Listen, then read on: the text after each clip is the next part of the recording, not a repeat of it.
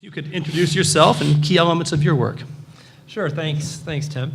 And also congratulations on the founding of the school. It's great to be back in an academic setting and have this opportunity to connect with people who are on the cusp of doing great things as you go through the program here and enter out into the world to have an impact.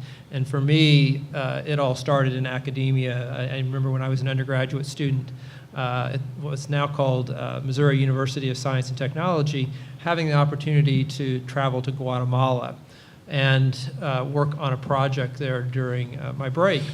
And that's really what sowed the seeds for me in terms of my career focusing on water and sanitation in developing countries. And it was through that academic experience that my eyes were opened to this global crisis. And just to paint the picture a bit about what this crisis entails, because I do think from the development pillar of what we're looking at with the schools launching today in particular, but it also spills over into the other pillars as well, and that is how much lack of access to water and proper sanitation stifle overall economic development around the world.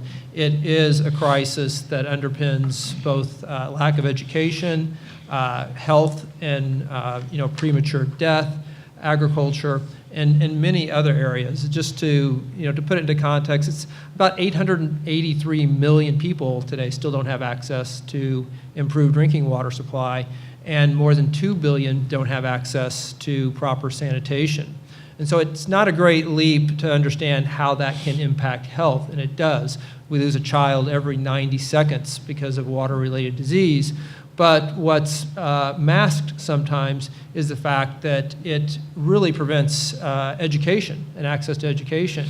This year, 443 million school days will be lost because children are carrying water or falling ill from water-related diseases. Today alone, women spent 200 million hours walking to collect water or scavenging for water.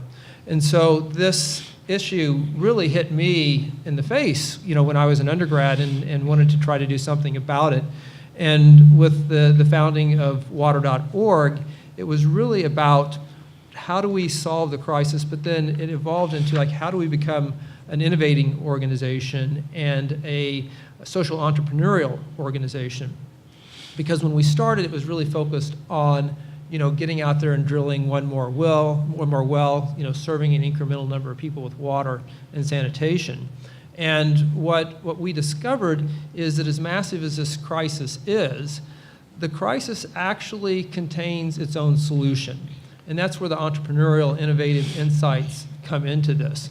And I'll explain that a bit, because with using philanthropic capital to tackle this crisis, it wouldn't even put a dent into the crisis. And so how do we look beyond philanthropy, or how do we use philanthropy to leverage the market?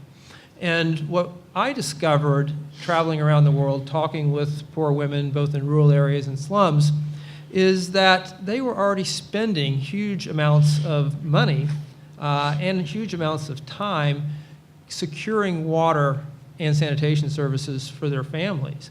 And so what I discovered was in India, for instance, a woman who had taken out a loan from a loan shark at 125% interest so she could build a toilet.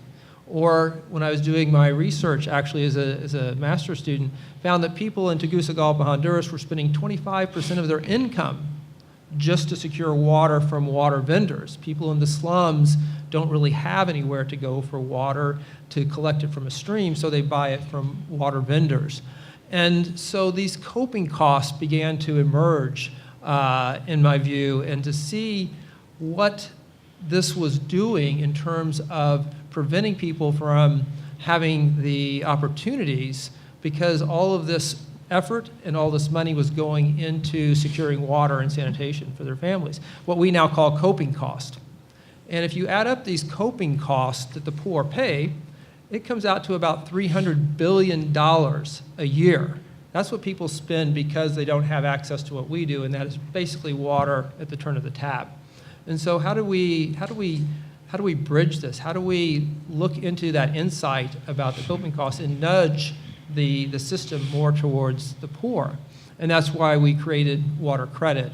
And water credit essentially is the blending together of water and sanitation with microfinance. And so what we've now done is work with microfinance institutions around the world to help them discover this market and this tremendous latent market on the part of the poor who want to improve their water and sanitation services. They know how to do it. They know that if they could get a water connection to the utility or build a toilet or buy the right water filter, that's what they want to do, but they don't have the capital there to do it. When we try to leverage the microfinance sector into this space, they're like, wait a minute, this doesn't fit microfinance, because what we loan for is like a cow, so a woman can then be selling milk the next day, or a sewing machine so that she can be sewing clothes and start servicing her loan at the end of the week. And instead what we said, we'll take on that risk. We'll use our philanthropic capital to help you understand how the market works with water and sanitation, and we'll back that entry that you can take to start making loans for water and sanitation. And that's where we got the breakthrough, and microfinance institutions started coming on board and making these loans. So fast forward now, that water credit initiative has now reached more than 10 million people with access to water and sanitation through a loan, versus us having to raise those charity dollars and go drill wells for people for free. And so the loans are repaid at about a 99% rate, and more than 90% of the borrowers are women, and more than half of the borrowers, I should emphasize this because this isn't just a middle class thing, more than half of the borrowers live on less than $2 a day.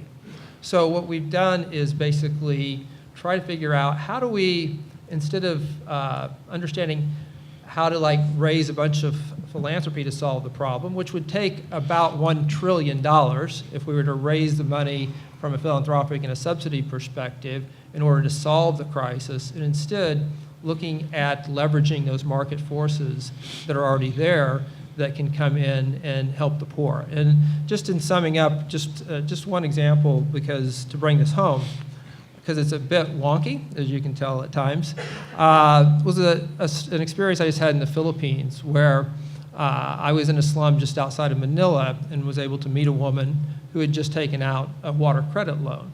And she now has a water faucet right in her home with access whenever she needs it. And she pays about $5 a month now to the water utility to get that connection, to pay her water tariff. And she pays about $5 a month in terms of her loan to repay it.